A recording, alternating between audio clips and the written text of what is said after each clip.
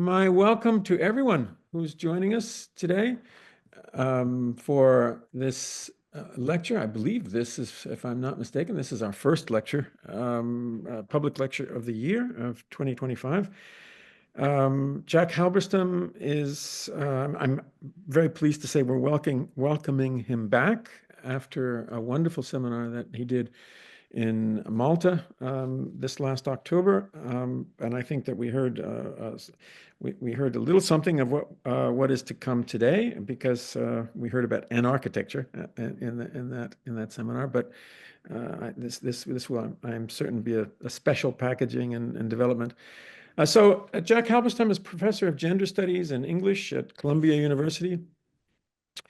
He's the author of 7 books, which have constituted a major contribution to queer studies. And I'll just say that as a very general term, but I think it's apt. He's been just a quite important figure in developing this area in the past couple decades. His last book, I won't go through all the 7 books, but I do want to mention his last book, which was published at Duke in 2020. That was Wild Things, the Disorder of Desire. And this, I believe, is to be followed by the next that has been announced, the title, The Wild Beyond, Music, Architecture, and Anarchy. And what we are about to hear, I think, will be linked to that particular project. Jack is on leave this semester, though I'm sure leave is a very relative term in this moment, when no one is left in peace or really given leave in any academic sense.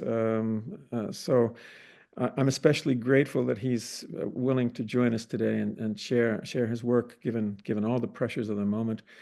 But it's good that we carry on, and I'm very grateful that Jack is joining us. So Jack, I'll pass the screen to you now. We will have, Jack will do the presentation. I don't know if we've mentioned to each other how long it will be. I'm guessing 50 minutes. And then we'll have a little time for questions. If you wish to raise a question, please indicate with a virtual hand, and Nemanja Mitrovic will pick up a few questions. We won't have time for all of them, so this will be a little bit selective, but nevertheless, I think it would be nice if we could have some discussion. So with that, Jack, let me pass the screen to you. And again, my warm welcome. Thank you so much.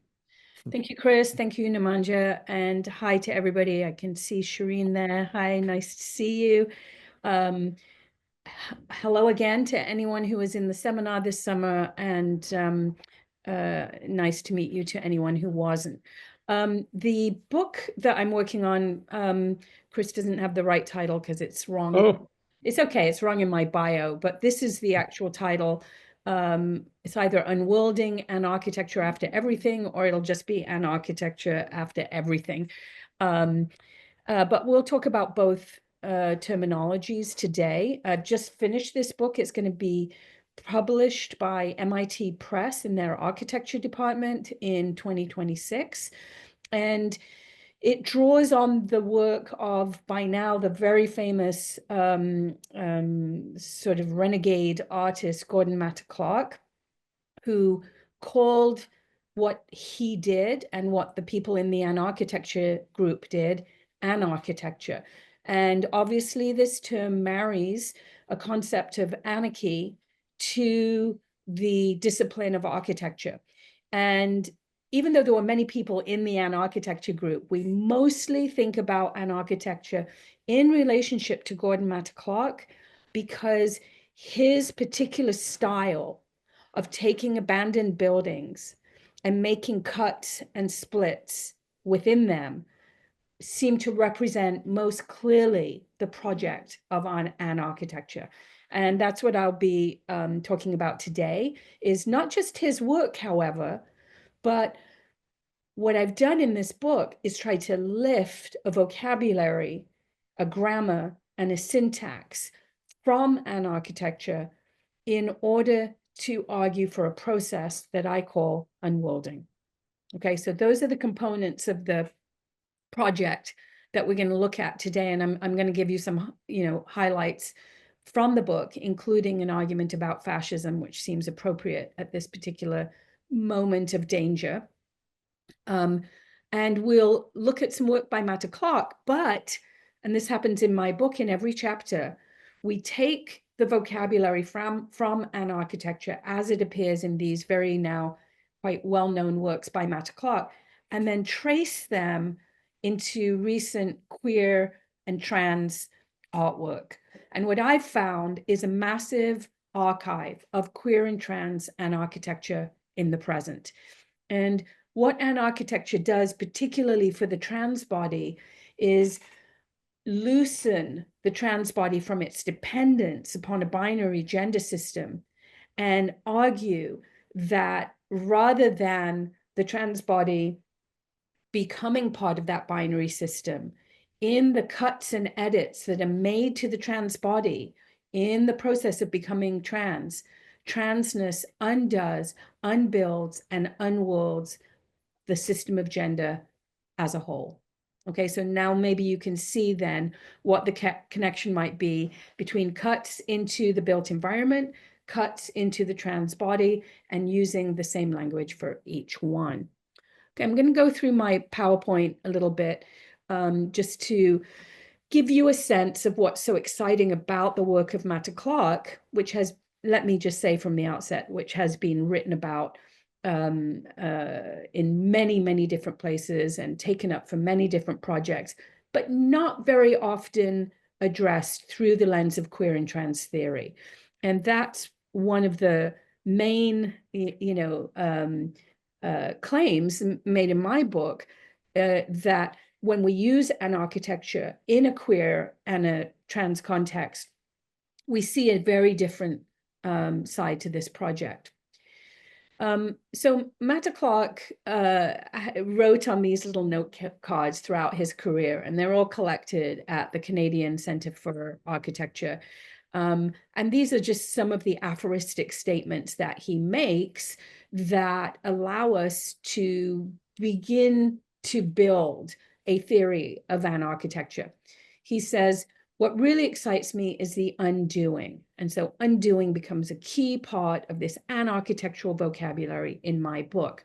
And there we could think about the transition of a trans body from male to female or female to male as the undoing of the gender binary. And this gets represented beautifully in lots of trans work, which I'll show you as we proceed.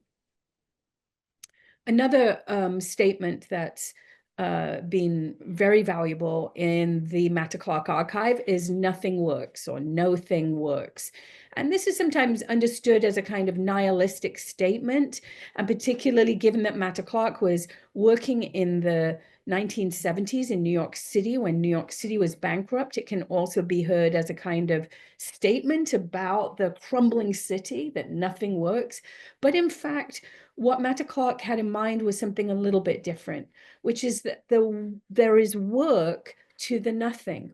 And for people who were in the seminar this summer, you'll remember we spent quite a bit of time thinking about the nothing in Heidegger as it's been critiqued by Calvin Warren and others, the nothing in Lee Edelman that connects to a kind of queer critique of futurity and reproductive futurity, the nothing that is an implicit critique of capitalism in the sense that capitalism abhors nothing and loves something and aspires to everything. So this idea that nothing works from an architect who is sculpting empty space into abandoned building is a kind of aesthetic statement about absence and the void and the work that they do, okay? Form follows function is one of his cheeky retorts to modernism and its emphasis on form.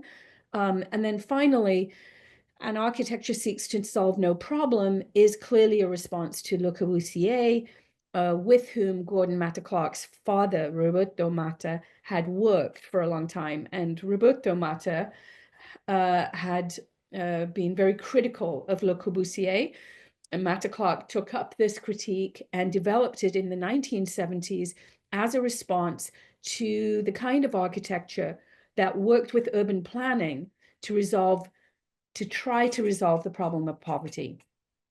Now, that union between architecture and urban planning and real estate was not to resolve the problem of poverty in order to help poor people. It was to resolve the problem of poverty in the sense of clearing space for new luxury developments and so on. So in this kind of anarchist way, Matta-Clark responds directly to Le Corbusier, who suggested that architecture could be a resolution to social problems. And at one point he said, you know, the choice is between architecture and revolution. And Matta-Clark sort of responds with, okay, then revolution. And architecture, he reminds us, seeks to solve no problem, okay? And this is a very anarchist statement in that it refuses the terms of the problem as articulated and suggests that the problem is always going to be elsewhere. The problem is with the people who want to resolve problems, not with the people who are cast as problems. Let's put it like that. What is Anarchitecture? So I'm really, you know, and forgive me for the informality, but I've got this book that I've been working on really for 7 or 8 years, and I have literally just finished a draft of it. So I'm just trying to give you some peeks into it in the hopes of generating conversation rather than giving you a really, really tidy presentation. But I think most of my themes will come across nonetheless. So in this first section, let's actually say what we mean by Anarchitecture and then see what we can do with it. And then in the second section, we'll start looking at the state of US cities in the 1970s and why Anarchitecture comes out of this context. So Anarchitecture is the term given to what we could call unbuilding techniques or modes of disassembly. They're associated, and this is the vocabulary that I pull out, with the language of cutting, splitting, dismantling, undoing. And Matta-Clark was very clearly opposed to a kind of modernist project that just, you know, wanted to create these slim, minimalist buildings. And he was deeply interested instead in the spaces of abandonment in the city. Now, if you go and look at, for example, Chantal Akerman's film, News from Nowhere, which was shot in New York City in the mid-1970s and takes the form of a kind of rambling letters back and forth between Akerman and her mother. She's visiting New York and her mother writes to her and she writes back. And all of the soundtrack of the substance of these letters is relayed over the visual landscape of New York City. And so if you watch that film, and it's a gorgeous film, you can see just how punctuated by emptiness New York City was in the 1970s. There are entire streets that are full of empty lots. There are abandoned you know, courtyards. There are walls crumbling down with graffiti written on them. And the reason that I say this is surprising, while you might be like, well, yeah, cities are like that. But under the conditions of global capitalism, they're not, because space equals money. And there's almost no abandoned space in New York City today, precisely because abandoned space is fodder for real estate speculation. And so wherever you see a lot empty, chances are a big luxury apartment complex is going to be built in it tomorrow, okay? So in other words, Matta-Clark was calling attention to the way in which the city was dotted with these empty spaces, and then suggesting what was possible in spaces of abandonment. It also raised the question, his work, of who and what was abandoned by whom and when. And of course, it was communities of color, impoverished communities that were generally being abandoned in the Bronx by developers who like Robert Moses, who just wanted to drive highways and freeways and expressways through vibrant neighborhoods, and push poor communities out of the way. So this language of the cut, of splitting, dismantling, and undoing does not seek to repair the city. It seeks to join with the project of abandonment and find other uses for these empty spaces. So you can see there in the second point then, Anarchitecture refuses the project of urban improvement, refuses the project of urban improvement. And urban improvement, generally speaking, oh gosh, I've lost my screen. Hold on a second. Let's see, can I come back to it? There we go. Okay. Yeah, urban improvement generally meant the moving of communities of color in order to build new property that would command new market values. So I say here, Anarchitecture refuses the project of urban improvement and rejects this modernist emphasis on transparency and flexibility. Where would we see that? We would see that in a Mies van der Rohe building, for example. The Seagram building is a good example of this, built in the late 60s. Mies van der Rohe in collaboration with Philip Johnson, about whom more later. And Mies van der Rohe was this, one of the leading architects. He had come over from Germany during World War II.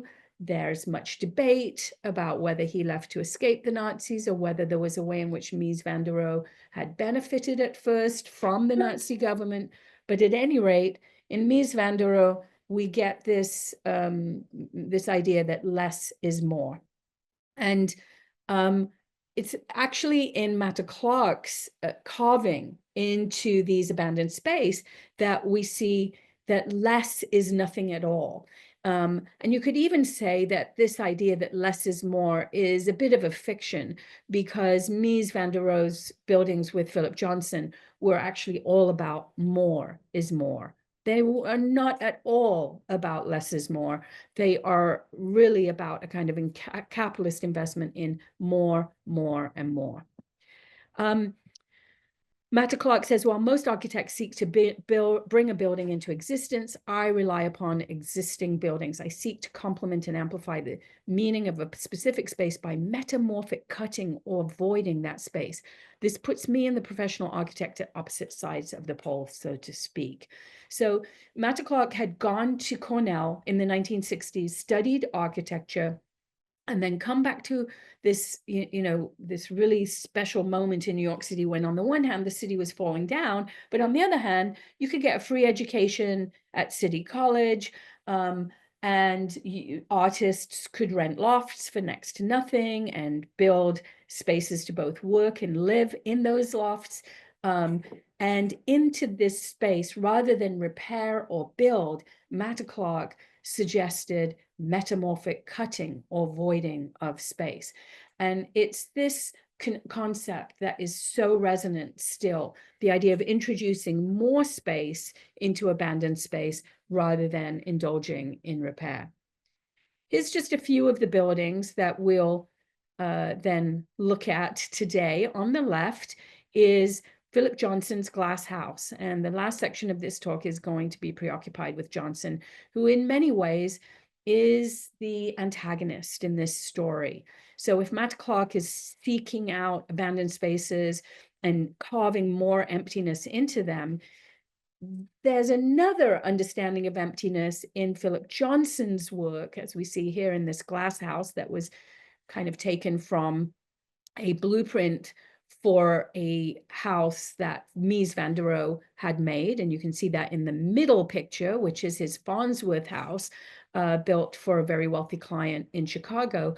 Johnson stole that blueprint and then added this element of transparency. And while this has become a kind of icon of mid-century architecture, there's a very sinister story that lurks inside of it that I'll tell you later on.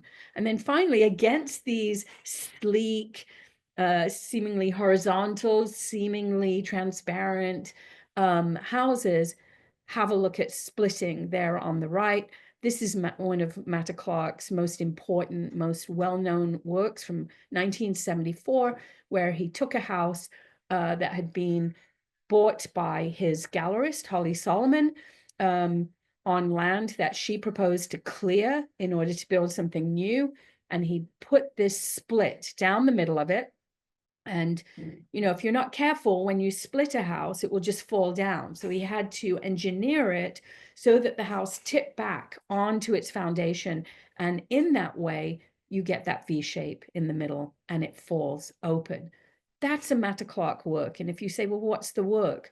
The work in many ways is that V-shaped split in the middle. It's the nothing that's been introduced into the something. It's the opening that's been introduced into the enclosure. It's the V shape, V for void, V for vacancy, that stands as a kind of critique and rebuke of the entire project of housing as a platform for real estate speculation. And he was very clear that that's what he was critiquing. Matta-Clark wasn't leaving it to your imagination.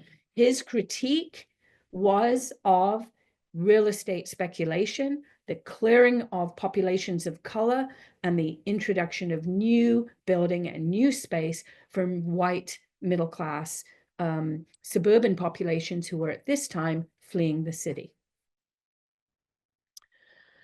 Okay, a couple of other things. Oh, I need to just change my orientation here because oh, no. Okay, now let's share again.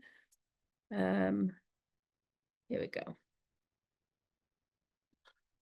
Share, okay. I hate Zoom, sorry. Oh, now I can't do it. Can you guys see it? No? Nemanja, can you see my screen? Can you see the... Yes, we can see Gordon Matta-Clark, Anarchitecture, the mythology of GMC is at odds with the... Why can't I see it then? Okay, I see it now. All right. Okay. Tell me if anything happens, Nemanja. Okay. A couple of things about Matta-Clark. Part of what's happened, just to say a little bit more biographically about Matta-Clark, he, as I said, he came back from college, began this project of Anarchitecture, made work for 8 years, and then in 1978, tragically, he died of pancreatic cancer. So it was a very, very short window of activity. And this then set the stage for the creation of a kind of mythology.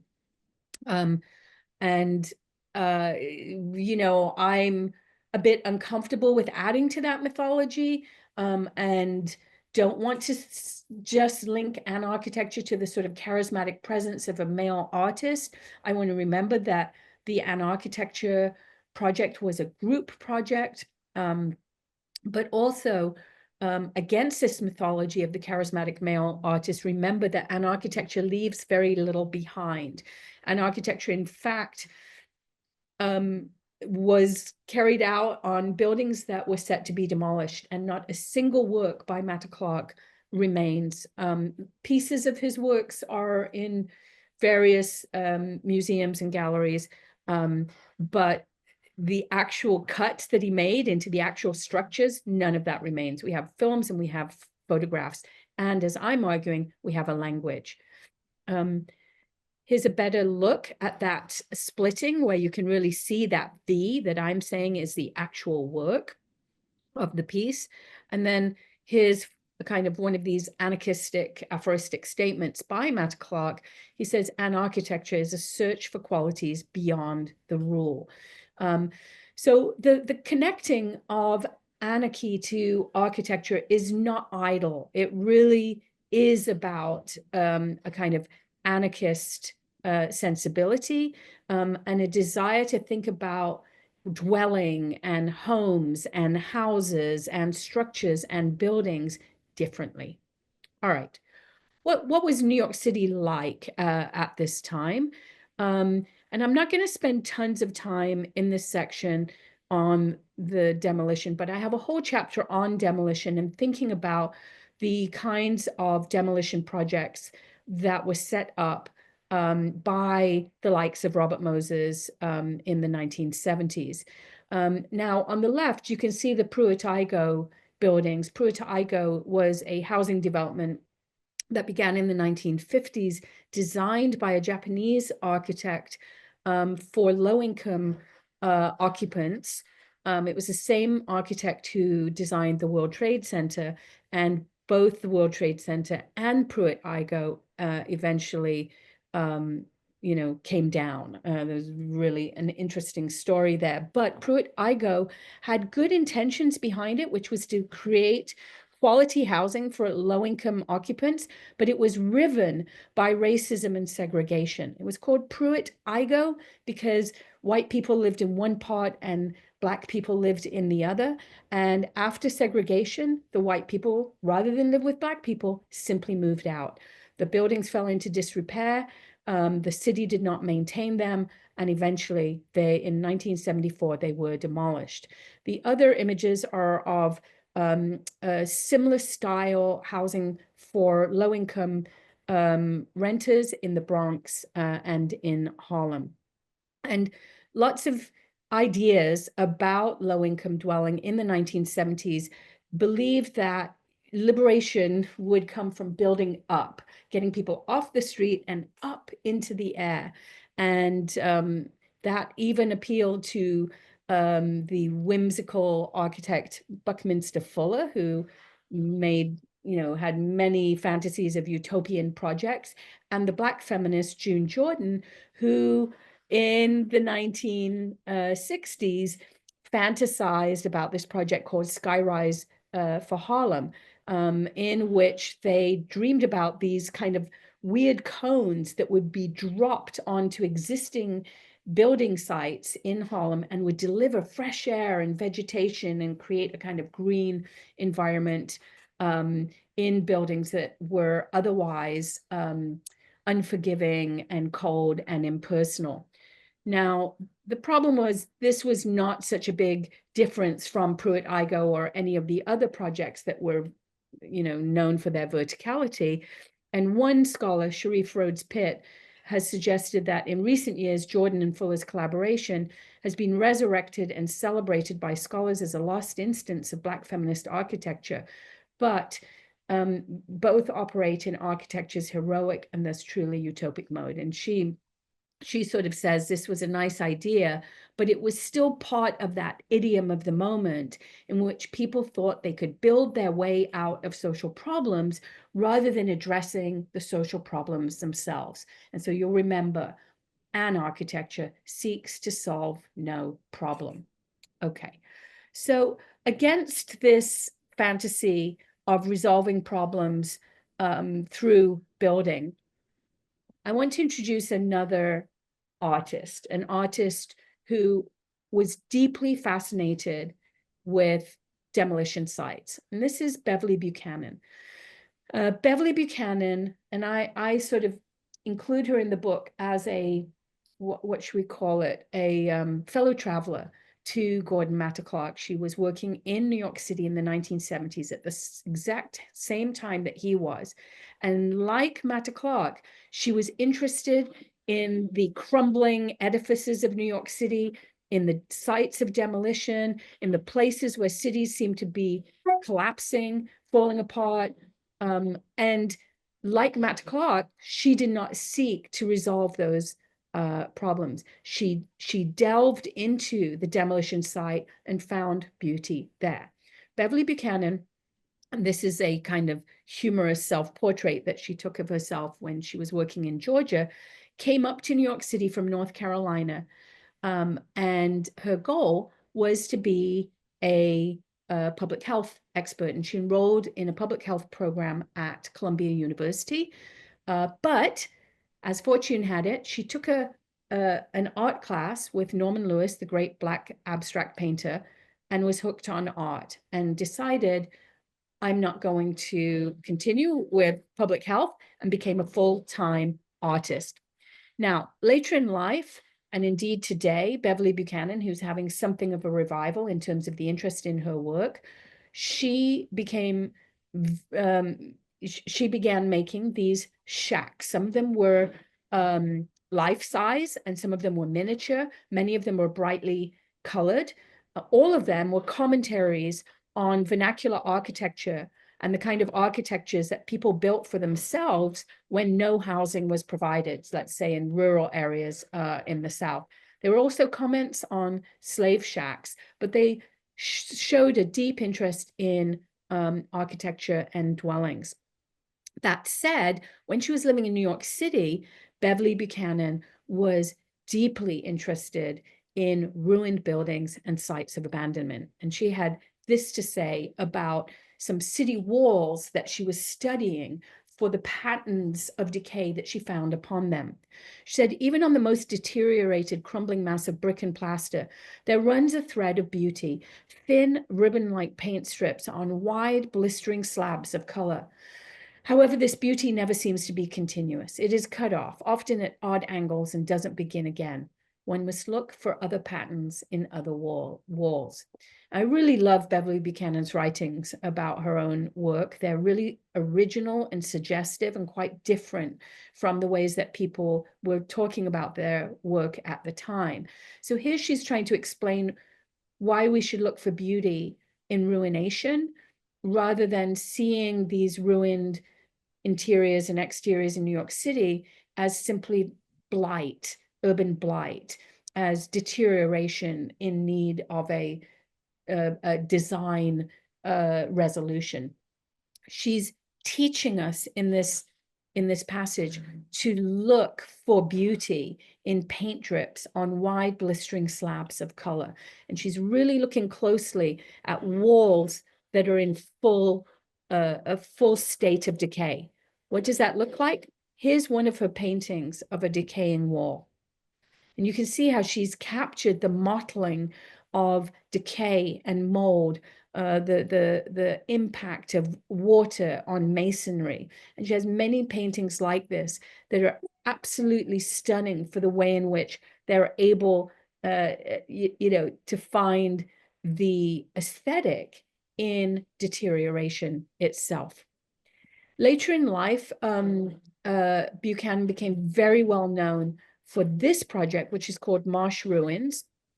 And in Marsh Ruins, she created these blocks of these sort of boulders out of tabby concrete that she made herself. Tabby concrete has a long history going back to slavery, and it's concrete that's handmade using oyster shells and other things. And she placed these boulders in marshes in Brunswick, Georgia, at the site, famous site of a landing where slaves had come ashore after the Middle Passage. And she simply left these boulders to rot. She left no sign indicating that they were there. And if you went to Brunswick, Georgia, and to the marshes today, you would not find them. So this is clearly a kind of principle of this anarchitectural model, is to leave nothing behind, to become camouflaged by the environment, to not impose an aesthetic, but to become part of it, and to explore ruination with ruination. Okay. But this is the piece that I'm most interested in, and then I'll move towards my final section. This piece, which was made while she was still in New York, is called Frustula. And this piece is an attempt to recreate a piece of masonry, of fallen masonry, that she sees in a demolition site. And then she comes back to her studio, mixes the tabby concrete, and creates what she calls a frustula. Now, a frustula means a fragment, a piece of rock or concrete that is left over after the demolition has occurred. And this is what Beverly Buchanan has to say in order to explain her interest in these slabs. She said, my interest in walls involves the concept of urban walls when they are in various stages of decay. We've seen that. Walls as part of a landscape. That's interesting. So walls are not simply walls. They could be understood as part of a landscape. Then she says, often when buildings are in a state of demolition, one or two structural pieces or frustula stand out that otherwise never would have been created. I'll return to this term in a moment. This state of demolition presents a new type of artificial structural system piece that by itself, in its undemolished state, would not exist. These discards or piles of rubble can be pulled together to form new systems. These new systems are very personal statements to me. They are inspired by urban ruins, but are created in my own image by me in concrete and painted with dark paint. Deceptively, they appear to be black. One of my dreams, to place fragments in tall grass where a house once stood, but where now only the chimney bricks remain. We'll return to the chimney when we get to Philip Johnson, but for the moment, I would pull from this incredible statement the idea that the appeal of the demolition site for Buchanan is that demolition presents a new semiotic system. She calls it a new type of artificial structural system. Okay, a system that wouldn't exist without the wrecking ball. So it's the wrecking ball that is the agent of both creation and destruction. And she says these piles of rubble can be pulled together to form new systems. These new systems are very personal. So this is an architectural project to find the new sign systems that are available. Not when we build, we're very familiar with that language of building, of architecture, of verticality, of luxury towers. What if we try to understand the new semiotic systems that emerge from demolition? Okay. So here's my penultimate section. This is where we're going to meet the antagonist in this story. We'll follow up on Beverly Buchanan's chimney. Remember, the chimney in the grass is her dream, that there would be a chimney with no house around it. And we will turn to the work of Philip Johnson, and I'll explain his connection to Matta-Clark in a second. But I don't know how much people know about Philip Johnson. You may be aware of his role in New York City, in architecture in New York City. He was one of the founders of the Museum of Modern Art in New York City. He went to Harvard in the 30s and came back to New York City with his undergraduate degree, not yet an architect, but a friend of his, Alfred Bauer, was setting up the Museum of Modern Art and invited Philip Johnson to be the director of architecture there, even though Philip Johnson was not an architect. So he, played a huge role in establishing the art world in New York City. And there he was working at MoMA when, in the 1930s, he became interested in one of his trips to Europe in the Nazi Party. So he went to Europe, he traveled around by car with friends through Germany and through Austria and through Czechoslovakia. And he heard horrible stories about the Gestapo, about the persecution of the Jews and so on. But to him, he was fascinated. He was fascinated by the neoclassical architecture of the Nazis. He was fascinated by the uniforms. And as an out gay man, he declared himself enamored with the blonde soldiers in their uniforms. And so Philip Johnson astoundingly went off to Germany at the invitation of Hitler and was invited to march with the Wehrmacht into Poland and did so. He then came back to the US, was accused of being a spy. An FBI file was opened about him. And guess what, folks? He survived every investigation. He was not arrested. He was not prosecuted. And he came back from this episode of his romance with the Nazis and went back to Harvard to become a full-time architect. And then his story begins. Right after the war, he builds this glass house. All is forgotten, all is forgiven. Over the course of his career, he built a nuclear power plant in Israel as a way of atonement for his fascist activities. And he built various gay and lesbian buildings in Texas and other places. But he was also at the very heart of the art scene in New York City in the 70s and 80s, 60s and 70s. And here's Andy Warhol visiting the glass house, and so on. So in my book, I'm trying to figure out what to do with this astounding story of architecture at that time that collaborates so clearly with fascism, and we'll return to that in a moment. And I really am happy to hear from you, get your opinions about what it means that one of the foremost architects in the US, an out gay man, somebody who was at the center of the art scene, was also known to be a Nazi who trafficked in Nazi ideology. And in 1937, in the US, tried to start an American fascist party with Huey Long and Father McLaughlin, the most well-known right-wing fascists in the US at the time. So that's Philip Johnson. Philip Johnson and Matta-Clark overlapped on one occasion.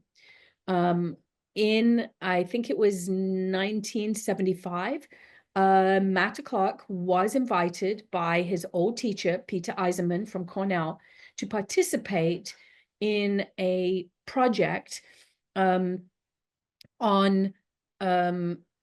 the Institute for Architecture and Urban Studies in New York City. This was an institute that had been founded by Peter Eisenman, and Philip Johnson was its president.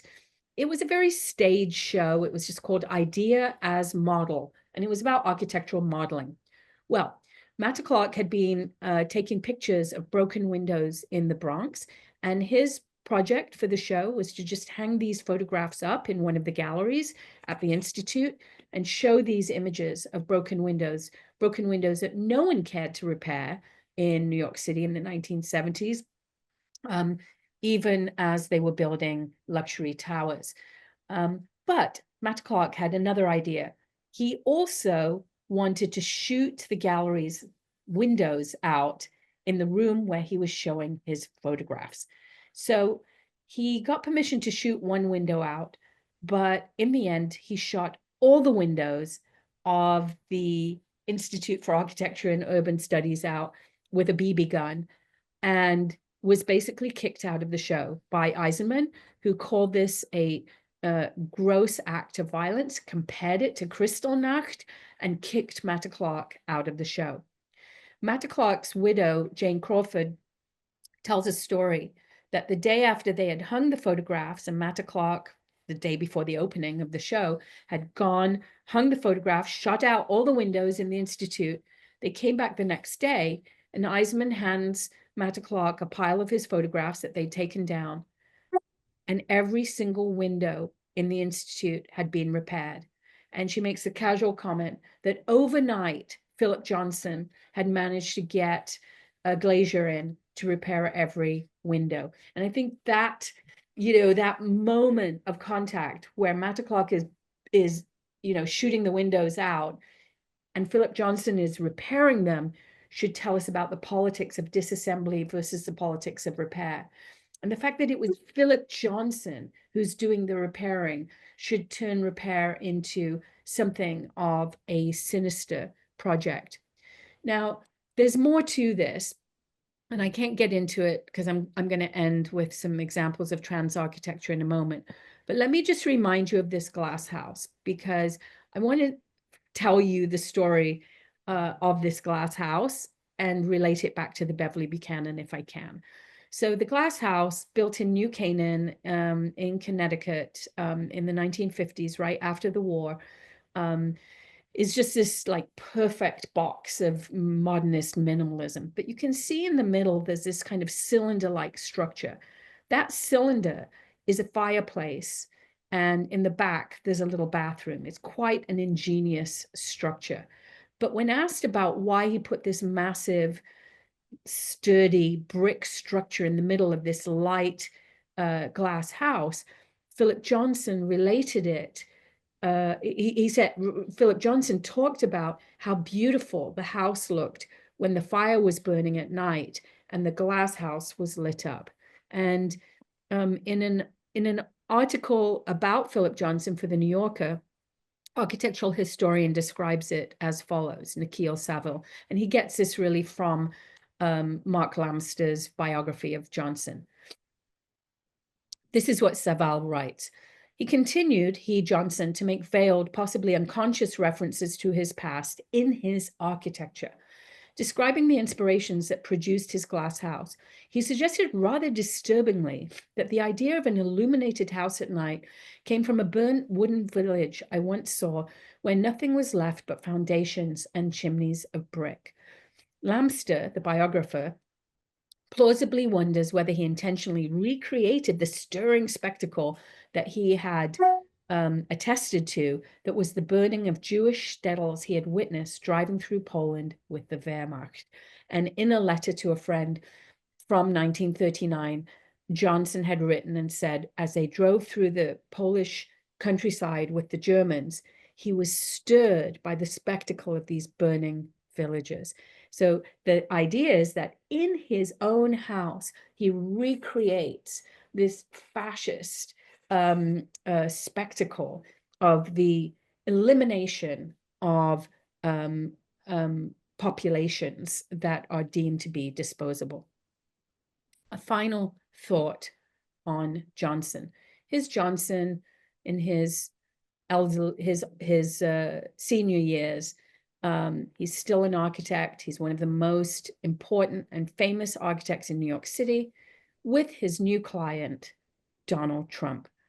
Okay, so the connection comes full circle. We have now a real estate mogul as president, who, like one of his mentors, Philip Johnson, believes that architecture is a very, very important part of a kind of, conservative, let's call it a fascist regime. And Trump, as one of his opening salvos in his administration last week, deemed that all government architecture has to be built in the neoclassical style.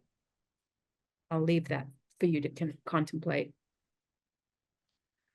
All right. Just to end then, I want to think about trans-ion architectures, and this piece is just to lead into the trans-ion architectures, to say, here's Matta-Clark with one of his pieces called Bingo. And there's actually a piece of Bingo today in MoMA on the 5th floor in the 1970s collection. It was just a fragment from this building he disassembled in 1974 in Niagara, just hours before the building was demolished.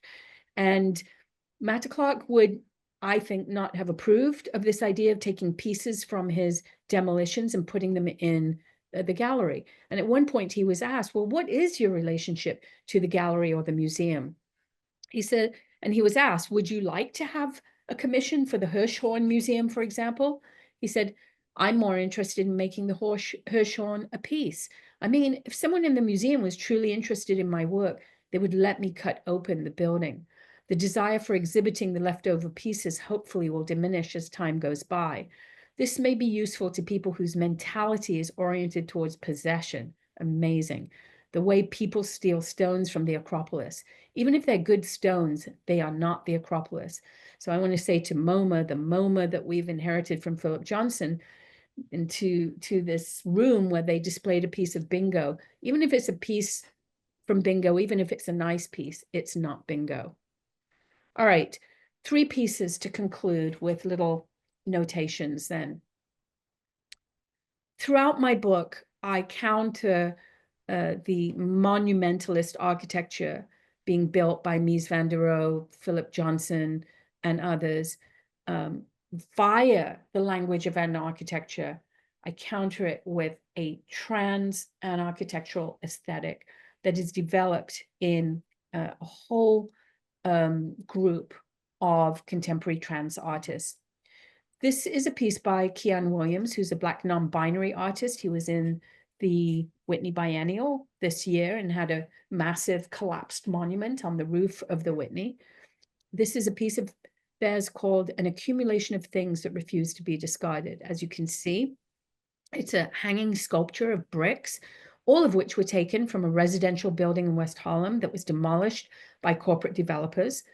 It represents, as I'm saying here, both an impulse to save some of these pieces and also an impulse to refuse rescue and to take those pieces, as Beverly Buchanan did. Remember her dream of the chimney in the grass without the house, the exact opposite of Philip Johnson's dream of the chimney in the house.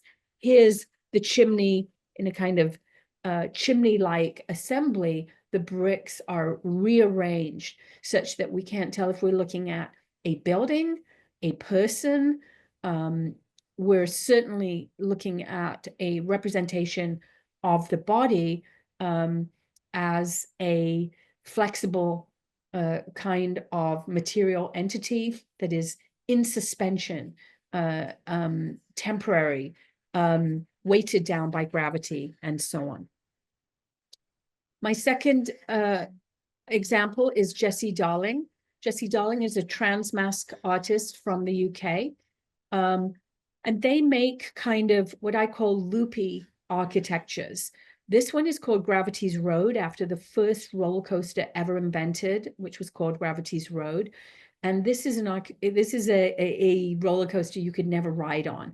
So by calling it Gravity's Road, by giving it the shape of a roller coaster, Jessie Darling is calling attention to both the risk and the precarity in these kinds of in structures that he wants to build as a kind of formulation of transness, the precarity of transness, the fragility of transness, the risk of transness, but also its exhilaration. This particular piece was built in a gallery that had previously been used as a swimming pool during the Third Reich, and he has this to say. There's a particular construction in this architecture of leisure, as imagined by the Nazis in this part of Germany at that time. There are these huge pillars when you come in. They're kind of modernist, sans serif, but they have the same effect of Greco-Roman pillars, the temple, the Great Hall. And by strewing this debris on the floor and then creating this deeply unstable architecture in the center, Darling is countering the symmetry and the firmness and the solidity of fascist architecture. Finally, as a rebuke to Philip Johnson, this past year, Nicole Eisenman installed a piece called Fixed Crane at Madison Square Park, just down the road from the Seagram building, the building that Johnson and Mies van der Rohe collaborated on in the 1960s. Fixed Crane is a toppled 1969, same year, link belt crane adorned with handmade baubles. It looks like a kind of weird mechanical Christmas tree or something that's toppled over. And this is what I say about it. The crane peers up from its prone posture at another crane. If we look off from the park, we see a new luxury building is going up, and there's a crane on top of that one. I forget, it's Goldman Sachs, I think, are building this building that no one will live in, and that just wealth managers will inhabit. And so Fixed Crane is the fact that it's toppled over, so it's not a functional piece of machinery, captures everything about the inertia, the corruption, and the lost dreams that crowd out our present. So these three images offer complicated responses to Philip Johnson and the world that he built and the world that we live in. They also speak back and answer across the decades to Beverly Buchanan, Alvin Baltrop, who's another guy I write about, and Gordon Matta-Clark. The work is ephemeral, in a state of collapse, and it brings that collapsing entropic energy to all the institutions that they subtend: the housing market, the museum, the gallery, architecture school, the gender binary, in order to produce a new grammar for the relationship between art and politics, performance in the marketplace, buildings and memory, bodies and systems of classification. So the conclusion is worlds break, and we have to resist the urge to put them back together. Instead, these installations lead us into the break itself and ask us to find a spot among the loopy steel rails, the fallen cranes, the debris, and the junk. Once in the heart of demolition, we see the future is not ours. We cannot take it, dream it, buy it, or occupy it. It is now, it is here, and it is over. Thank you.